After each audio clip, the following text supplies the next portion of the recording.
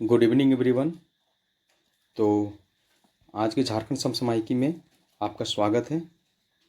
तो देखते हैं हम लोग आज का करंट अफेयर में क्या क्या है। उससे पहले एक कोटेशन से हम लोग इसको स्टार्ट करते हैं। जो नियमित सोचता और सीखता है वही अलग पहचान बनाता है। ठीक है, अब हम लोग देखते हैं हमारे लिए क्या इम्पोर्टेंट है। 72वें राष्ट्रीय फिल्म पुरस्कार में संथाली फिल्म, सॉरी यहाँ पे अग्नि नहीं होगा, ये अग्नि नहीं होगा, अग्नि की जगह यहाँ पे होगा आंगेन। आंगेन, ठीक है, आंगेन होगा। नई दिल्ली में घोषित 72वें राष्ट्रीय फिल्म पुरस्कारों में झारखंड की संथाली भाषा की शॉर्ट फिक्शन फिल्म आंगेन को नॉन फीचर फिल्म कैटेगरी, एक सेकेंड,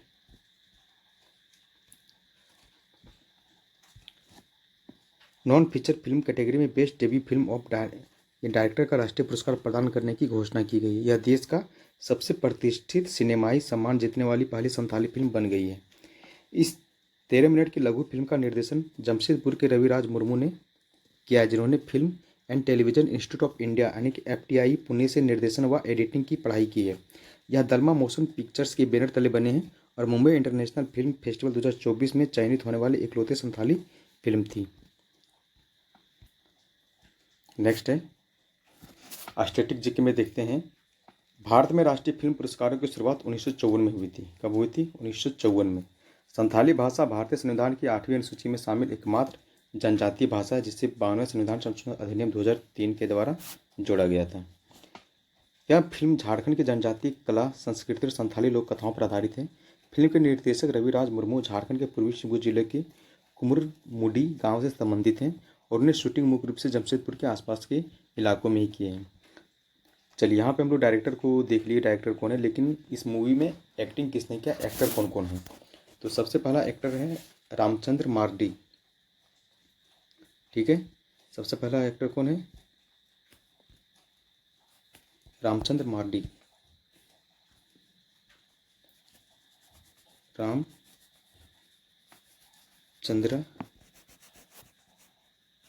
मार्डी, ठीक है। दूसरा है सलोनी। तीसरा है जितराय हांसदा, ठीक है, जितराय हांसदा। चौथा है फुलमनी।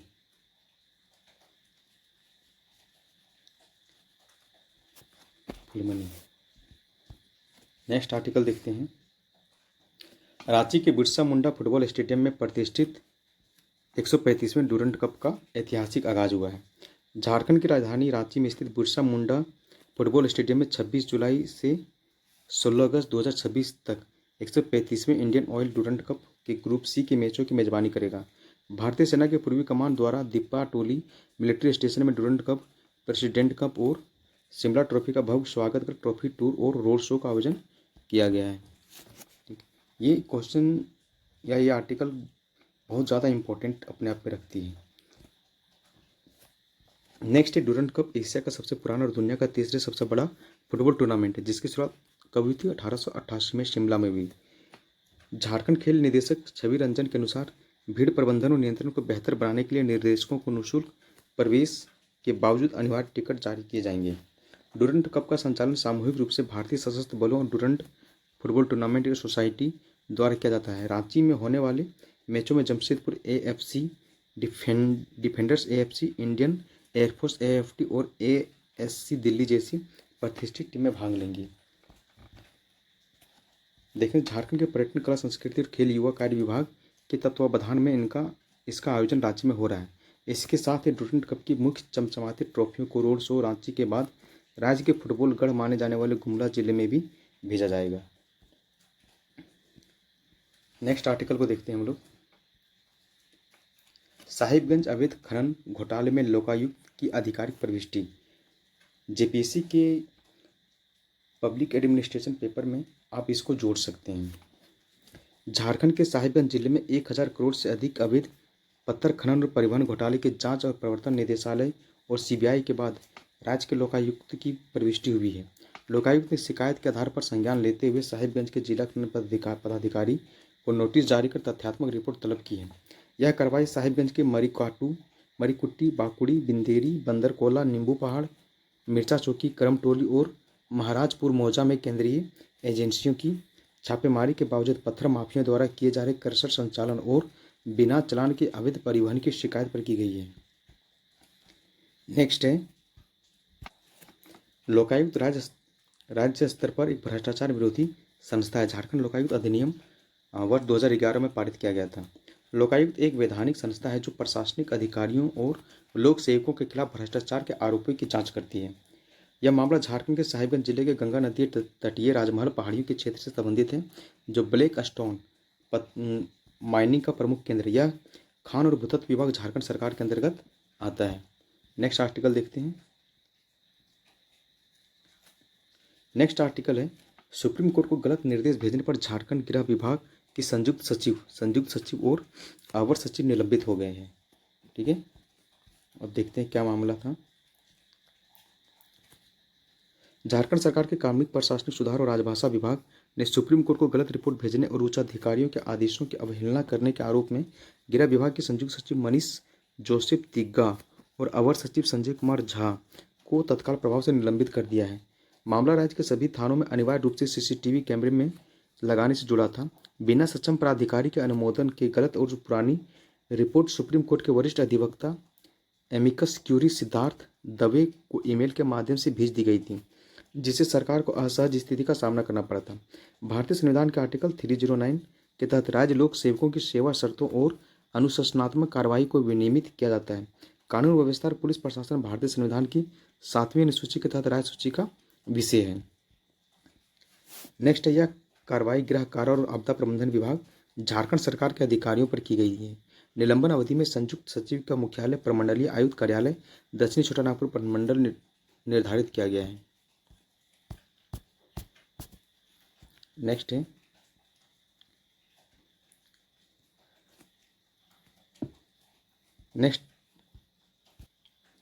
रांची विश्वविद्यालय द्वारा यूजीसी पीएचडी रेगुलेशन 2022 और पारदर्शिता एसओपी का मंजूरी।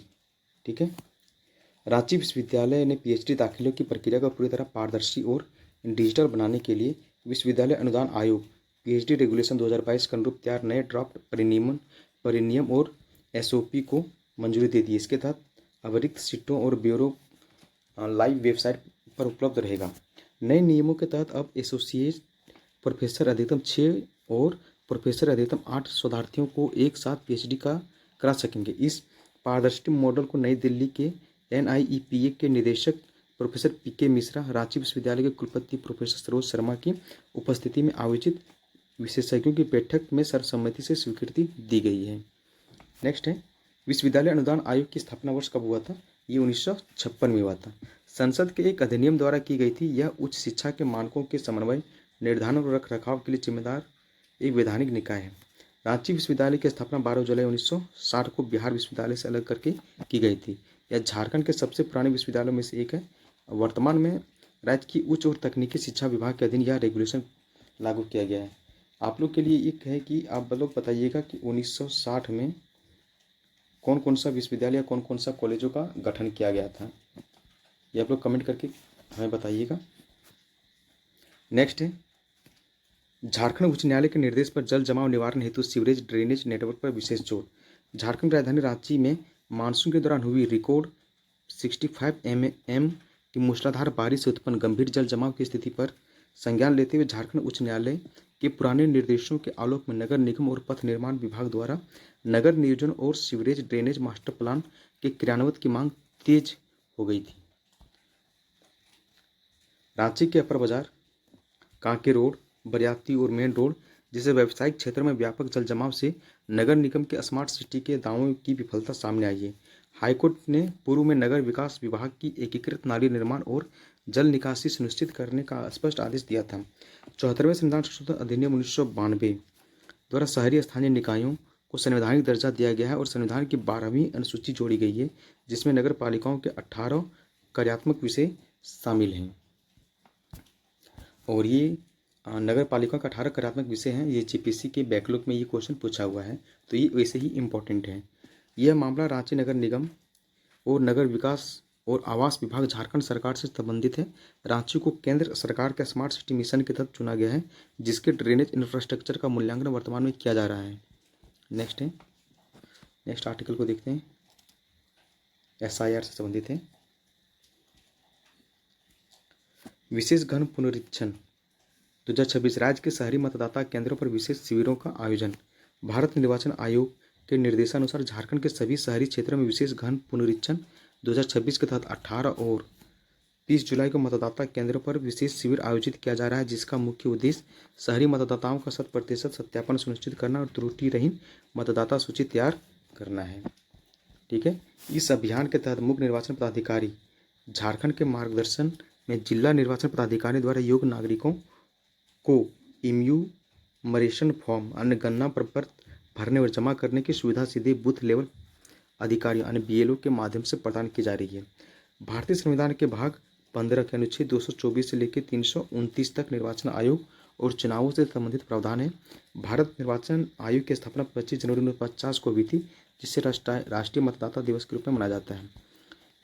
ठीक है, यह कार्यक्रम मुख्य निर्वाचन पदाधिकारी कार्यालय झारखंड द्वारा संचालित है। रांची के जिला निर्वाचन पदाधिकारी सह उपायुक्त मंजुनाथ के अनुसार यह राज्य के सभी शहरी स्थानीय निकायों और विधानसभा क्षेत्रों के शहरी बूथों पर व्यापक रूप से प्रभावी है। नेक्स्ट देखते हैं, संसदीय लोकतांत्रिक मूल्यों की रक्षा हेतु वित्त मंत्री का पत्र और राज्य की प्रोटोकॉल दिशा निर्देश। इसमें क्या है, झारखंड के वित्त और संसदीय कार्य मंत्री राधाकिशन किशोर ने मंत्रिमंडल, सचिवालय और निगरानी विभाग द्वारा पूर्व में लोक सेवकों के लिए जारी 5 सूत्रीय शिष्टाचार परिपत्रों और राजकीय प्रोटोकॉल को कड़ाई से अनुपालन करने हेतु अपर मुख्य सचिव को पत्र लिखकर नाराजगी व्यक्त की है। पत्र में उल्लेख किया गया कि कई प्रशासनिक अधिकारियों द्वारा जनप्रतिनिधियों को फोन रिसीव न करने, मोबाइल स्विच ऑफ रखने और उनके पत्रों का समय पर जवाब न देने की प्रवृत्ति बढ़ रही है, जो कार्यपालिका और विधायिका के बीच लोकतांत्रिक संतुलन को प्रभावित करती है। ठीक है, नेक्स्ट है, संसदीय शासन प्रणाली में कार्यपालिका अनिवार्य रूप से विधायिका के प्रति उत्तरदायी होती है। भारतीय प्रशासनिक सेवा IAS के अधिकारियों के आचरण को केंद्रीय सिविल सेवा नियमावली के तहत विनियमित किया जाता है। यह मामला मंत्रिमंडल, सचिवालय और निगरानी विभाग झारखंड सरकार से संबंधित है। राज्य की विधायी सर्वोच्चता और लोक सेवकों की जवाबदेही सुनिश्चित करने के लिए झारखंड सरकार द्वारा प्रशासनिक शिष्टाचार नियमावली के कड़े अनुपालन पर बल दिया गया है। ठीक है, अब इसको हम लोग देखते हैं। अब जितने भी आर्टिकल हमने देखे हैं उससे रिलेटेड जो भी क्वेश्चन से बनते हैं, उस क्वेश्चन को हम यहाँ पे देख के अपने आप को पढ़ते हैं कि कितना हमने कंसंट्रेशन के साथ चीज़ों को पढ़ा था। ठीक है, तो चलिए,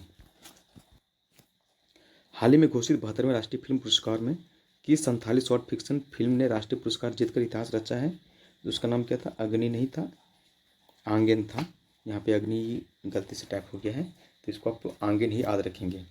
ठीक है, नेक्स्ट क्वेश्चन है, थोड़ा सा क्वेश्चन बड़ा कर लेते हैं ताकि आंसर ना दिखे। राष्ट्रीय फिल्म पुरस्कार प्राप्त करने वाली पहली संथाली फिल्म आंगन के निर्देशक कौन है? तो बताइए अब कौन है? सिद्धू मुर्मू है, छवि रंजन है, रविराज मुर्मू या विनय भरत हैं? तो रविराज मुर्मू हैं। ठीक, इसका आंसर हो जाएगा option C is right answer. Next है, चलिए कोई नहीं।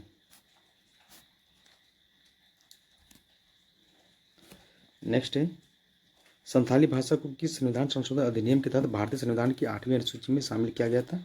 तो अब सबको जान रहे हैं इसको, 52वां संविधान संशोधन के तहत वर्ष 2003 में। ठीक है, जुलाई अगस्त 2026 में आयोजित होने वाली ऐतिहासिक 135वें डूरंड कप के ग्रुप सी मैचों की मेजबानी झारखंड का कौन सा शहर कर रहा है? तो रांची कर रहा है। और रांची में कहाँ हो रहा है ये? रांची का बिरसा मुंडा फुटबॉल स्टेडियम में यह हो रहा है। फुटबॉल से संबंधित प्रतिष्ठित डूरंड कप की शुरुआत सर्वप्रथम किस वर्ष और कहाँ हुई थी? तो ये 1888 में कहाँ हुई थी? शिमला में हुई थी। ठीक है, तो इसका सही आंसर क्या हो जाएगा? 1888 शिमला, यानी कि ऑप्शन ये इज राइट आंसर। नेक्स्ट है, साहिबगंज अवैध पत्थर खनन घोटाले के संदर्भ में राज्य में लोकायुक्त संस्था की स्थापना हेतु झारखंड लोकायुक्त अधिनियम किस वर्ष पारित किया गया था? तो किस वर्ष पारित किया गया था? ये 2001 में पारित किया गया था। नेक्स्ट है, लोकायुक्त किस प्रकार के निकाय या संस्था का उदाहरण है? तो ये आपका जो है वैधानिक निकाय है। ठीक है, ये वैधानिक निकाय है। लोकायुक्त का गठन राज्य विधानमंडल के अधिनियम के द्वारा होता है या अतः ये एक वैधानिक संस्था है। भारतीय संविधान की किस अनुसूची के तहत पुलिस और लोक व्यवस्था को राज्य सूची का विषय माना गया है? तो 7वीं अनुसूची के तहत माना गया है इसको। ठीक है, 3 सूचियाँ होती है, संघ सूची, राज्य सूची और समवर्ती सूची होती है। ठीक है, जिससे पुलिस जो है राज्य सूची का विषय होता है। हाल ही में रांची विश्वविद्यालय द्वारा स्वीकृत यूजीसी पीएचडी रेगुलेशन 2022 के तहत अब एक प्रोफेसर अधिकतम कितने शोधार्थियों को गाइड कर सकता है? तो ये 8 शोधार्थियों को गाइड कर सकता है। नेक्स्ट क्वेश्चन आपका है, रांची विश्वविद्यालय की स्थापना किस वर्ष बिहार विश्वविद्यालय से लेकर के की गई थी? तो आप लोग सबको जान रहे इसको, 12 जुलाई हुई 1960 को। ठीक है, नेक्स्ट है, शहरी स्थानीय निकायों को संवैधानिक दर्जा प्रदान करने वाले 74वें संविधान संशोधन अधिनियम 1992 द्वारा संशोधन में कौन सी अनुसूची जोड़ी गई थी? तो इसका कौन सी अनुसूची जोड़ी गई थी? 12वीं अनुसूची जोड़ी गई थी। ठीक है, और नगर पालिकाओं में कितने कार्यकारी विषय हैं? तो 18 कार्यकारी विषय संबंधित हैं। भारत निर्वाचन आयोग की स्थापना किस तिथि को की गई थी जिसे राष्ट्रीय मतदाता दिवस के रूप में मनाया जाता है? तो कब मनाया जाता है ये? तो आप लोग सबको जान रहे हैं, 25 जनवरी को राष्ट्रीय मतदाता दिवस मनाया जाता है। संविधान के किस भाग में अनुच्छेद 324 से 329 तक निर्वाचन और निर्वाचन आयोग की शक्तियों का उल्लेख है? तो ये है भाग 15 में, आर्टिकल 324 से 329 तक। ठीक, राज्य लोक सेवकों के विरुद्ध अनुशासनात्मक कार्रवाई और सेवा शर्तों का विनियमन भारतीय संविधान के किस अनुच्छेद के तहत किया जाता है? तो ये आपका आर्टिकल 309 के तहत किया जाता है। ठीक है, संसदीय शासन व्यवस्था का सबसे बुनियादी सिद्धांत निम्नलिखित में से कौन सा है? इसमें कौन सा है? तो कार्यपालिका का विधायिका के प्रति सामूहिक उत्तरदायित्व। ठीक है, तो कल से जो क्वेश्चंस रहेगा उसका आंसर सबसे लास्ट में रहेगा। यहाँ पे आंसर साथ में आ गया था, तो देखते हैं कल से जो रहेगा आंसर लास्ट में रहेगा। तब तक के लिए